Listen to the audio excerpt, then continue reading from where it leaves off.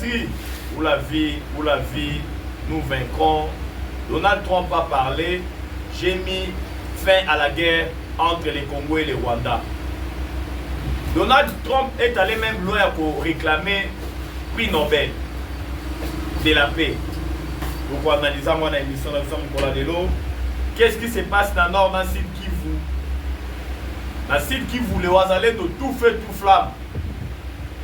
Les Ouazalais de tout feu, tout flamme. Donc, oui, bango en émission de l'eau. Le chef de l'État Fachi Benton en Angola, dans le sommet des affaires entre les États-Unis d'Amérique et l'Afrique. Donc, oui, bango en émission de l'eau. La diplomatie agissante, Chatata Mokonjeko, le Fachi Benton, tokomi na niveau nini. Donc, oui, bango en émission de l'eau. La paire a changé de côté. Tolé Namboka ya Rwanda bientôt. Absence à les sanguinaires Paul Kagame Namboka Rwanda. Bilinga, dès quand Bazo est la pouvoir. Mais ici, quand Moussou Soupé, tout ça qui banalise Moussika, maladie, les sanguinaires Paul Kagame, ça diversion. On a Kokima, pour signer les accords de paix. Namboka Washington. Donc, on analyse Angwawa dans l'émission de Bissam Kolalelo. Sans plus tarder, c'est votre humble serviteur, Nakumba Jonas Ngandou, surnommé Charles Onana. Toujours la chaîne Abissam Bomesano Nakumba Messi les news, la chaîne la plus suivie. Auto Sengina Congolais de père et de mère. Pour s'abonner massivement. Bonjour, bonsoir, c'est là devant de l'air à laquelle vous êtes en train de suivre notre émission. On ne cessera jamais de le dire pour l'amour du Congo, Tokokanga de nos côtés, car le Congo c'est notre dénominateur commun. Le Congo c'est le pays de nos aïeux, Tobotama ba Congolais, Tokokufa ba Congolais. Le président américain Donald Trump a parlé.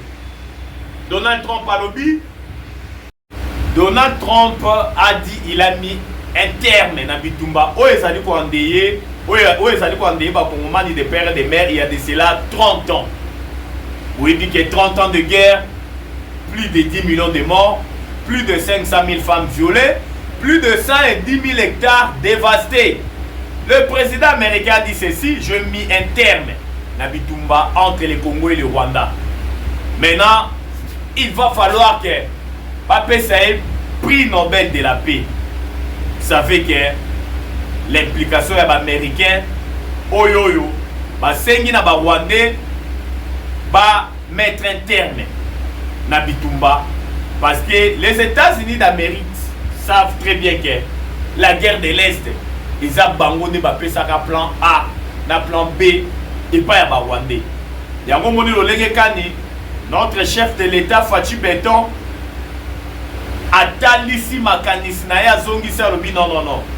Pour commettre un terme, tous ont un américain. Oyo babanda pour déstabiliser partout oriental et en Boganabiso. Y'a un moment qui le lenge kani. Outa 2019, Tata Mokonjeko, le Fachi Benton, abanda qui d'huile. Oyo, les lots en 2025, bah pour parachever ensemble. Là, le président américain Donald Trump. Parce que ceux qui m'ont dit l'histoire de Congolais de père et de mère, agenda caché à déstabilisation à Est, ils auront toujours des démocrates. Quand il y a Bill Clinton, Tourobaka Yango. Les républicains, ils auront pesant dans agenda caché au thé. Yango Moni, Fachi Benton, étant donné qu'ils ont une mission pour notre pays, ils ont un mandat, abandi l'isolo na oyo na républicain Donald Trump. O bazoya o ba pour parachever yango. Oyo tata mokonzi États-Unis d'Amérique a sengi prix Nobel de la paix. Pape c'est prix Nobel de la paix. On a kimia o azali ko mema na partie orientale na Yamboka na biso. Raison pour laquelle tout le monde le lenge kani. Accord préliminaire a été déjà signé par les deux délégations rwandaises et congolaises. A été paraphé. Tokolo Bezaka a signé parce qu'il y a une différence entre le paraphé et le signé. Le paraphé zalita aux tanga page au Tchelinzaka au Lekisi mais na souka boya au signé.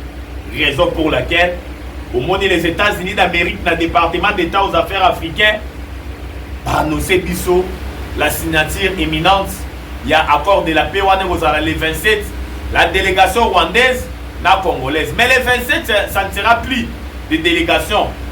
Et vous allez maintenant le ministre des Affaires étrangères des deux États. Mais tout le monde peut pas commander des pères et des mères, ou peut pas le bien être. Oh, Kagame a ça les alliés diversion. Parce que bien malade, il y a les sanguinaires Paul Kagame. C'est une diversion pour ne pas aller pour signer les accords de paix. Au monde qui peut département d'État américain aux affaires africaines, qui est malobité. Même si, et ça pour engager Kaka, les deux chefs de l'État te pour signer. Même à travers ma ministre des Affaires étrangères, peut signer en gros. Raison pour laquelle le 27 Oyoyo, les deux ministres des Affaires étrangères, rwandais et congolaises, maintenant pour mettre un terme à 30 ans de guerre, Oyo, les Congolais de père, Koufi Mingi. Yango bomoni lo lenge kani. Tokoloba mingi te, mais tokoya na mikolo ezali koya. Pour l'examiner lo lenge kani, préparatif ya signature ya accord wana ekosalema. Sans plus tarder, pour ne pas s'éterniser dans l'accord, tokeyi directement na Maïmatali, justice ya mboka na biso. La Bible nous dit la justice élève une nation. Effectivement, la justice élève une nation. Mais ce qui se passe dans la justice ya mboka na biso et pas il y a procureur près de la cour de cassation Firmin Vondé, biso to bengi amo ekomi acharnement. Bazali ko informer biso que réquisitoire mususu oyo procureur près de la cour de cassation azali déjà préparé contre Constant Mutamba. Na kati ya réquisitoire wana quand bien même l'Assemblée nationale a déjà la vacances. Mais Firmin Vondé azali ko tenir kaka a déposé réquisitoire wana na bureau ya Assemblée nationale oyo ezali ko kambama na président na bango Vital Kamerhe Lwaka Ningi King. Na kati ya réquisitoire wana lobi outrage. Hein? Il porte l'accusation d'outrage à la justice. Oya lobi Constant Mutamba à Salaki. Et puis il est allé lui à Kolobali Susuke. Azali pour porter accusation contre Constant Mutamba pour l'autorité à premier ministre. Selon réquisitoire wana Firmin Vondé alobi ete Constant Mutamba azo continue toujours ko violer azali ko violer autorité ya premier ministre. Ba sortie médiatique na ya Constant Mutamba wa sali mikoloyo ezali ko déranger Kibokonzi ya premier ministre. Raison pour laquelle Firmin Vondé alobi non, il faut tokende lisusu na kokende ya ko déposer lisusu réquisitoire lisusu na bureau ya Assemblée nationale pour la Constant Mutamba. Mais c'est de l'acharnement pur et simple. Dossier Constant Mutamba, on ne le cessera jamais de le dire, c'est un complot. C'est un complot. Parce que Constant Mutamba azali ko déranger, Constant Mutamba a tiré bango mal à l'aise. Naba projet nyonso machiavélite ya koluka ko détourner mon solo à l'État. C'est de l'acharnement. Constant Mutamba a démissionné. C'est ça la vraie information. Parce que tout le monde a qui, non, le chef de l'État a rejeté la démission de Constant Mutamba. Non. La présidence le président de la République avait pris acte de la décision de Constant Mutamba. Dans la vie, on doit apprendre à dire la vérité. Il a pris acte. C'est ça la vraie information. Parce que l'article 166, troisième alinéa, il y a constitution le bien tant que membre du gouvernement a déjà porté déjà une accusation à la nuit judiciaire.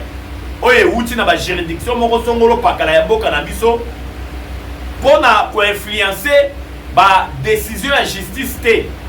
Il doit présenter sa démission dans 48 heures. Raison pour laquelle Constant Mutamba a respecté l'article 166 de la Constitution. Oyo sengi na yeta wazana ba nuit judiciaire a présenté des démissions na elle. Yango to moni lo lenge kani. Quand il a présenté sa démission, Oyo zala qui rédigé dans 4 pages, le chef de l'État Fachi Beton avait jugé bon, avait pris acte la démission na Ewana. Yango to moni lo lenge kani, to mona ki même wa ba information etambola qui Constant Mutamba a assisté qui na conseil na réunion à conseil des ministres le vendredi passé. D'après les informations de notre possession, non. Constant Zalaki na conseil des ministres wana te. Parce que tout le monde dans les réseaux sociaux ba fake news, ba information ya lukuta ezali ko se distiller mingi pona ko chambilinga mbilinga na mutu ya ba kongomani o bazali wana pona koyeba lolenge kani information mboka ezali kotambola. Yango to monaki toye pona ko démentir ba information wana oyo ezo tenir peza débouté. Donc maintenant na maema zali koleka na est ya mboka na biso, il n'y a jamais eu le développement là où il y a la guerre. Nord, Sud Kivu, il y a des affrontements sporadiques. Il y a des affrontements réguliers, mais d'une manière sporadique, ils allaient au Salema et puis ils allaient au Katama.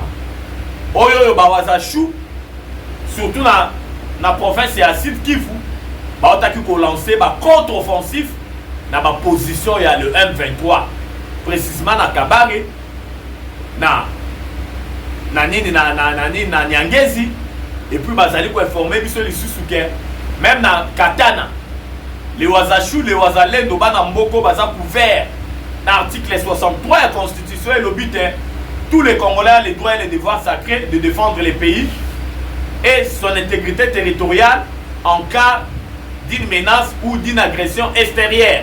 Wazalendo tout feu tout flamme, tu ko barrer la route na ba velléité expansionniste nyonso ya armée rwandaise na ba supplétif na bango to bengi le M23, que ça soit na Katana, que ça soit na Kabare, que ça soit na Nyangezi, précisément la province ya Sud Kivu, les Wazalendo tout feu tout flamme. O bazali ko apprendre biso ke ou ta semaine passée Timukolo ya lelo, l'armée rwandaise a perdu plus de 100 militaires. Au moment où nous sommes en train de faire cette émission, Satana yambi à mon alifelo. Tu es bisa ki bango ki ba ko silisa yango. Parce que makambo Congo ba Congolais de père de mère to lobaka Dieu congolais. Congo na biso soki nzambe te to éviter lo lenge kani mboka na biso ngaki ezala. Nzambe na biso azala congolais. Raison pour laquelle ma plan nyonso ya ko déstabiliser mboka na biso et zozala toujours couronné na échec. Parce que notre Dieu est congolais. Parce que Congo soki zambete to éviter le lenge kani boka na biso ngaki ezala. Et puis bazali ko signaler biso même na Masisi. Ba affrontement esalemi d'une manière sporadique na week-end au Mobima. Même na lundi, mukola lundi, au moment où nous sommes en train de faire cette émission, on nous signale que ba affrontement ils ont continué toujours. Mais la situation elle est sous contrôle ya ba Wazachou. Ba patriote ba Namboka oyo bazali pour infliger des lourdes pertes et pas l'armée rwandaise de ebisa ki bango ba kosilisa yango mais ba Congolais de père de mère boko tuna biso boni armée rwandaise mikolo yo basa na position de faiblesse oui bien na Rwanda bilinga bilingezali. C'est ça la vraie information. Bilinga bilingezali na Rwanda. État de santé à l'Essanguina et Paul Kagame. Peut-être que les Congolais de père de mère Mingo et Barateke. Kagame a déjà na cicatrice. Il y a opération Moko, il y a opération. Ça subira déjà. Na Moutou nae. Sauf que Botali Moutou a Kagame bien. Opération Moko déjà basi basalae na Moutou. Na Maïmatani ka toujours Babilo ba cancer ya mitou. Mais boyebi ke maladi wana esengaka ozala na état ya ba stress air nyonso tuté. Mais koya ya Fachi Beto na pouvoir Kagame na diplomatie agissante ya Fachi Beto elongo na nkolo. Kagame azalaka toujours na ba stress. Kagame vivra toujours na stress depuis Fachi Beto aya. Parce que diplomatie agissante ya Fachi eza tellement makasi. Bota la même awa Makamboyo Kagame a aussi subir la diplomatie agissante ya Fachi Beto. Ba Rwanda baboma biso ya de là 30 ans. Mais en aucun jour ba condamna ba Rwanda. Na régime ya Mzee Laurent Désiré Kabila a commencé par Mobutu. Mzee Laurent Désiré Kabila. Hippolyte Kanambe alias Joseph Kabila. Ba condamna Kagame te. Toyebi Lolenge Kani Mobutu a été chassé. Na AFDEL. AFDEL, c'était quelque chose qui créé par des Rwandais. Mobutu a été chassé. Mouzé Laurent Désiré Kabila. Le pays était toujours envahi par les Rwandais. Mouzé a été abattu dans sa propre maison. Joseph Kabila Kabangi, 18 ans au pouvoir. Aucune condamnation. Il y a pas Rwandais. Mais Tangu, moi, je suis le pouvoir Fachi Béton. Il y a la résolution 2773, il y a le Conseil de sécurité des Nations Unies, montrant noir sur blanc, implication, il y a l'armée rwandaise. Na Makamouizo Salema na Est Yamboka na Biso. Mais tout le monde est sur le Lenge Kani, Kaka na ba Rwandais wana. Fachi Béton avec sa diplomatie agissante. La résolution 2773, c'est pour la toute première fois. Conseil de sécurité condamné Rwanda directement. Après avoir déboulonné le système Hippolyte Kanambe alias Joseph Kabila, Fachi a déboulonné maintenant projet Empire Tutsi-Land, les Tutsi Power, les Imatut, les Tutsi gouvernent l'Afrique centrale. Mais quand il y a Fachi Béton, le plan en la résolution 2773 condamnant les Rwanda. Et puis résolution ici dans le Rwanda militaire dans le Congo. Jamais vu. Fachi Asuki Kaka Wanate a continué toujours la diplomatie agissante. Autant la même récemment. Rwanda Falaga sur la communauté économique des États d'Afrique centrale. CAC. Mais les grands Congo, tu es ici, État membre dans ce CAC. Soki Kaka Bopesi Rwanda. Présidence, il y a communauté économique des États d'Afrique centrale. Biso Congo, Tobimi na CAC. Tous les États membres, Rwanda reçoit présidence. Il en est de même. Le Congo est en train d'exercer de très fortes pressions. La communauté économique,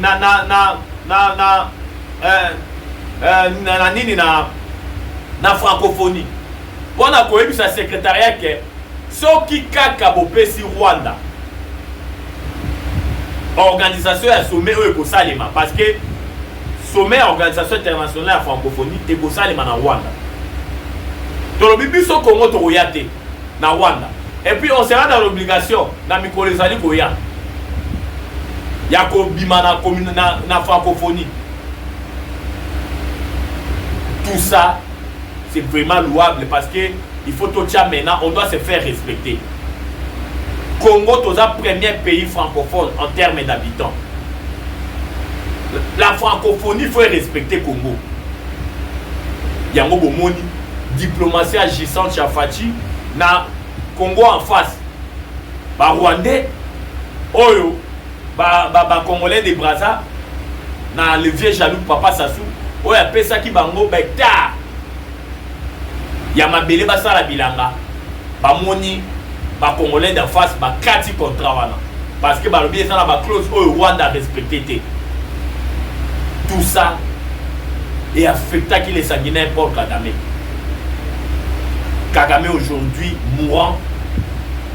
Moi je pressens que Kagame est mourant. Ils ont diversion pour signer signature na Fachi Béton dans les États-Unis d'Amérique. Kagame est vraiment mourant. Parce que au regard de Mayo et Zali Koleka Rwanda. Vous savez qu'à niveau Rwanda, tu peux décréter 6 jours, il y a férié. Raison valable les athées. Férié pendant 6 jours dans Rwanda. Le franc rwandais, ils ont continué toujours des prestations dans l'Ango. Tout le monde a dans le gouvernement qui a annoncé férié il y a 6 jours. Avancer, raison valable était. Ça pressent déjà que non, il y a un tollé où ils allaient dans Rwanda. Mais l'état de santé, il y a les sanguinaires Paul Kagame. Nicolas Zali Koya et Colombia Biso Mingi. Parce que tout le baranzam est congolais. Effectivement, Dieu est congolais. Bazali ko signalé Biso que au moment où nous sommes en train de faire cette émission, le chef de l'État Fachi Béton Namboka Yangola. Vous savez que les alliés dans sommet Moko, il y a affaire. Il y a États-Unis d'Amérique dans les pays africains. Au moment où nous sommes en train de faire cette émission, le chef de l'État Fachi Béton a niati déjà ma colonel dans Mboka Angola pour participer dans ce sommet. Aux représentants américains pour assister, on nous signale même la présence de de conseiller principal à Donald Trump na kombo ya Massad Bolos oyo azali pe ko assister na sommet wana po na oyo kolobela ba faire tokoyela bino avec le plus ample détail mokolo ya lobi lolenge kani sommet wana ekoleka ekozalaka mpona ba faire te il y aura des rencontres il y a banani ya ba représentant américain o bakokutana na Fachi Beton mpona kosolola na tata mokonzi ya ekolo ya biso na cadre toujours ya koprofine ba stratégie parce que tolobaka yango ke Congo na biso c'est un pays solution Congo ezali na mae nyonso oyo ba grande puissance bazali koluka toye maintenant koanalyser lisusu rencontre oyo esalemaki na week-end entre les chefs de l'État Fachi Beton et les confessions religieuses mibale oyo tobengi l'église catholique et l'église protestante. Tata mokonzi ya ekolo Fachi Beton ayambaki bango oyokaki ete Martin Fayulu Madidi ntango akutanaki na Fachi Beton asengaki na tata mokonzi ya ekolo ke ayamba senko na SSC. Tata mokonzi ya ekolo Fachi ayambaki bango bel et bien samedi oyoyo basololaki. Mais le chef de l'État a parlé. Il a parlé à Seguina, c'est qu'on a SSC, va harmoniser Masolo na bango et balana ba ça la bloc na ba confession religieuse mususu restante lokola ba église de réveil ba kimbangiste armée d'Isali po boyebi ke bloc oyo esalemaki ezalaki kaka ya 5 na SSC un point bas.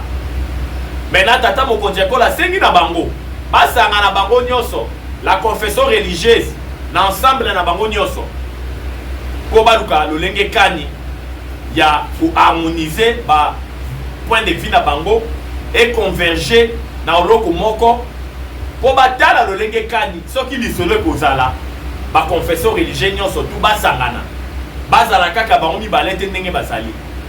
Et puis d'après les informations de notre possession tata mokonzi ekolo Fachi Beton asengaki na ba figure oyo bilongi oyo ekoki kozala jamais na dialogue oyo eza gestation oyo tokoloba yango na conditionnel. Il semblerait que tata mokonzi ekolo aboyaki présence ya Hippolyte Kanambedi Joseph Kabila na masolo wana parce que boyebi ete Kabila c'est un terroriste oyo bazali oyo azali kobimisa mosolo mpona kofinancer Itumba oyo ezali na partie orientale ya mboka na biso. Il est le commandant suprême adjoint, il y a le M23. C'est connu de tout le monde. Malgré les lois, il y a Kimi Azali sous la Goma te, Azali soki na Tanzanie, soki na nini na Zimbabwe, mais tu es bien été. Yendo Azali cerveau monteur. Il y a le M23 ba RDF ba AFC. Tata mokonzi ekolo boype na masolo wana Moïse Katumbi Champwe azala parce que Soriano Moïse Katumbi Champwe atikala kozala jamais congolais. C'est une personne na Hippolyte Kanambe otolobara bazala na nationalité douteuse. Et puis kaka na masolo wana tata mokonzi ekolo Fachi Beton aboyi lisusu komona elongi ya bato lokola bananga parce que bazali bato oyo bakoki kozala jamais na masolo wana étant donné que bazar na pona robomisa ba congolais. Et puis na kati ya rencontre wana o basolo na ki pendant 2 heures du temps entre tata mokonzi ekolo Fachi Beton na c'est qu'on a SSC Fachi alobi audit rapport ya audit oyo ya IGF et ça là qui pona gestion ya mosolo l'état pesa rabino c'est qu'on a SSC et la kisi mbilinga mbilinga ebele et la kisi lolenge kani mosolo o l'état pesaka seko na SSC mpona ba œuvre caritatif na bango mosolo wana ezalaki géré maintenant en bonne santé. Il y a eu des détournements. Rapport ya IGF elakisi lolenge kani il y a eu des détournements oyoyo il faut ba soumettre balaki bapesa bango rapport wana ya IGF po batala lolenge kani mon loyauté ezalaki mal géré.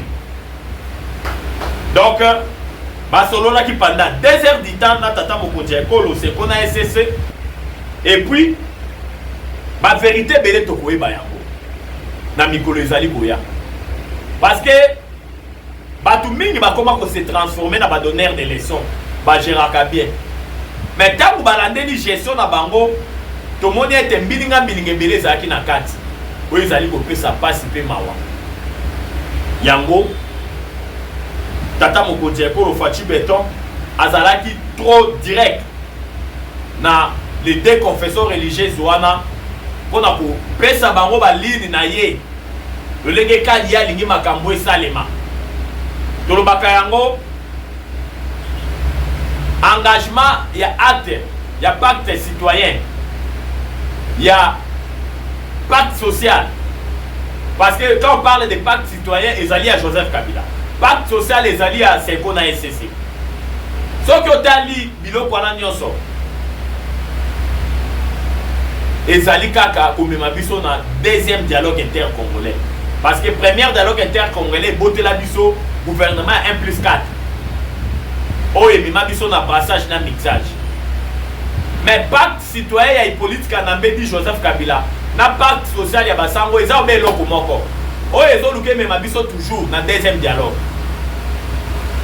mpona kosala brassage na mixage ose ya armée na biso oloko esali ete armée na biso ezala très faible oloko esali ete armée na biso ezala na baespion na kati oyo biso bacongolais de père et de mère il faut totelemela yango ntango toyaka na baetando eke na bino ezalaka mpona kointerpele d'abord bakonzi ya mboka kolakisa bango lolenge kani baerreur ya passé tokoki kozonga su na baerreur ya passé te raison pour laquelle bomoni signature préliminaire oyo les 2 délégations congolaises et rwandaises oyo esiko bazolobela intégration je dis bien esiko bazolobela intégration ya bagroupe non étatique esengi balobeli intégration conditionnée c'est-à-dire il y aura des conditions maintenant pour na bagroupe oyo ekoluki kota na kati ya FARDC il y aura des conditions parce que plus rien ne sera jamais comme avant bokoyeba bacondition au gouvernement tie mpona kokota na kati ya armée na biso parce que komona lolenge kani makambo esalemaka na gouvernement 1+4 bazwaka bamilitaire nyonso ya RCD bakotisi bango na kati ya armée na biso esalemaka bien te parce que preuve aneke bakotisela biso barwandais oyo lelo oyo esalaki armée na biso ezala vraiment faible yango bomonaka gouvernement elobaka chaque fois notre armée ezali komata puissance yango tolobaka yango na vision toujours ya tata mokonzi ya ekolo Faci Beton tomoni lolenge kani armée na biso ezokontinue toujours komata puissance preuve aneke ezali na manduki oyo ezali na bablende oyo armée outi kose procurer ezali plus de 100 oyo toutaki kosomba epai ya bakatarien kuna na Abu Dhabi nani mituka ya blende très sophistiqué oyo le gouvernement congolais outi kobimisa plus de 60 millions de dollars mpona kose procurer na bamituka blende wana parce que on doit avoir une armée forte oyo eza na logistique ya malonga pour barrer la route na bavelléité expansionniste oyo Rwanda azalaka na yango. Aujourd'hui tolobaka yango notre pays le Congo est debout. Le Congo aujourd'hui sous Faci Beton a repris sa place dans les concerts des nations. Preuve que partout où on est en train de parler du Congo, ba Congolais bazali wana. Ba Congolais bazali wana. Yango Gilles César Aloba, c'est lui qui fait la paix, prépare la guerre. C'est lui qui fait la paix, prépare la guerre. On doit se préparer à la guerre. En même temps, nous sommes entrés, tous au dialoguer. En même temps, tous déjà la bagarre des fous. Oh yo yo. Soki Kanangi, on doit répondre coup sur coup. Yango bomoni lolenge kani. Loko la Nzambe azalaka congolais, la paix a changé de côté. Baini ya Congo bazwe ba soutolo ni baboyi kosala. Ota la visite ya mwana Museveni. oyo habitude na ye komaka ko menacer koloba maloba mabe pour na Congo.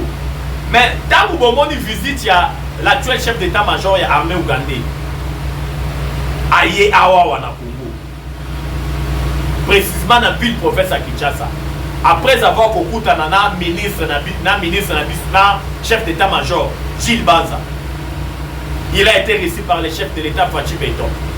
Pas solo li na Fachi Beton, mais les Congolais beaucoup na tweet ya mwana Museveni.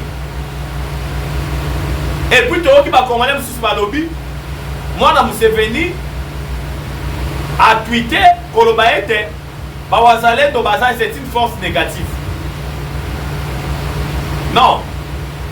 Biloko Fachi Beton le beli mwana Museveni, tant bakutana ki ebandisi mwana Museveni makasi.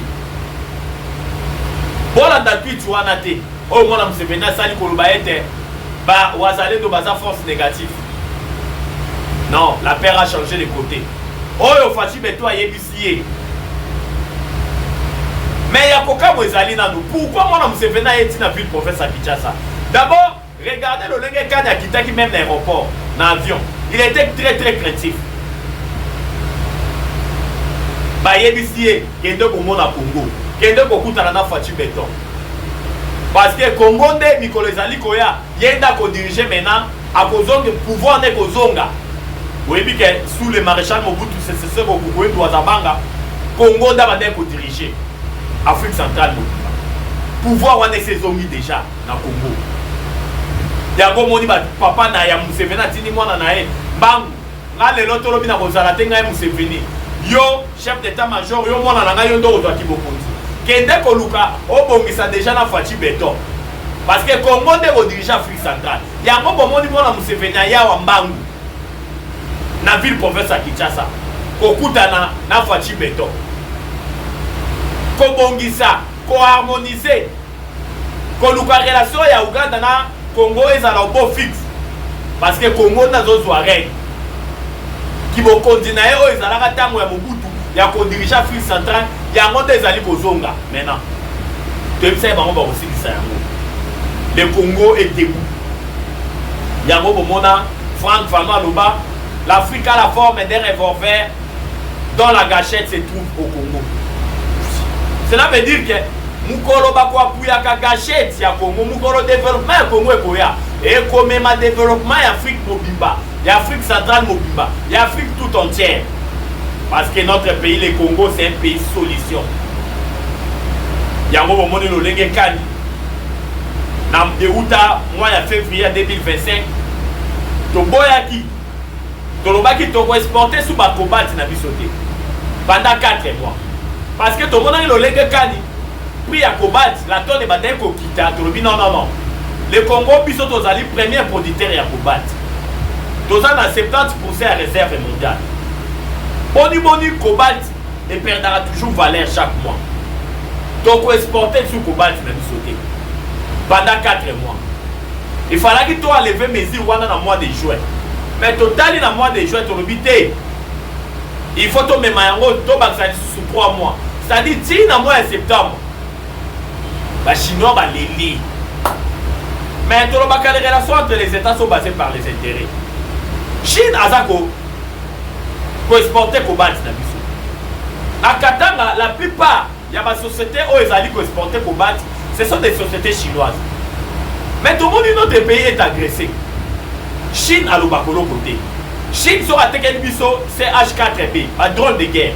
Azo de Dorothée qui a la Rwanda un drone. Mandou que ils ont la capacité à couper ça. Ba drone au baro attaqué biso CH4B. Chine azo même sur la politique et hypocrisie. Azo zo ba combattre ya biso, mais en contrepartie Asungara Congo même sur le plan diplomatique. Total Betolobi non. Combattre na biso, mais bazoé na biso ba j'ai bilinga. Ya kosala toujours que combattre ton ekitaka. Pour na ba intérêt na bango tolobi non. Pendant 4 mois tu peux exporter sous combattre. Et kobimasu te. Il fallait que tu aies la mesure en juin, mais tu as sous 3 mois, tu en septembre. Wana papa na biso Kizito Pakabombe, l'actuel ministre Yami, Oya Zali Kosala Musala Kitoko. oyo tomoni depuis azwi ministère ya mine tomoni lolenge kani aye na bareforme ya malunga totala na ministère ya mine tozalaki même na laboratoire te ya kotala semi produit tozalaki concentré toujours na baproduit or nani cobalt nini ebimi mais il y avait aussi des semi produits oyo koya papa Kizito paka bombe alobi non non on doit voir il faut tozala na laboratoire elandelaka basemi produit wana oyo lelo il faut koluka koprélever kotaxe yango le Congo a jugé bon ya kobakisa lisusu 3 mois ya koexporter cobalt te ntina mois ya septembre. Des décisions courageuses prises par nos ministres.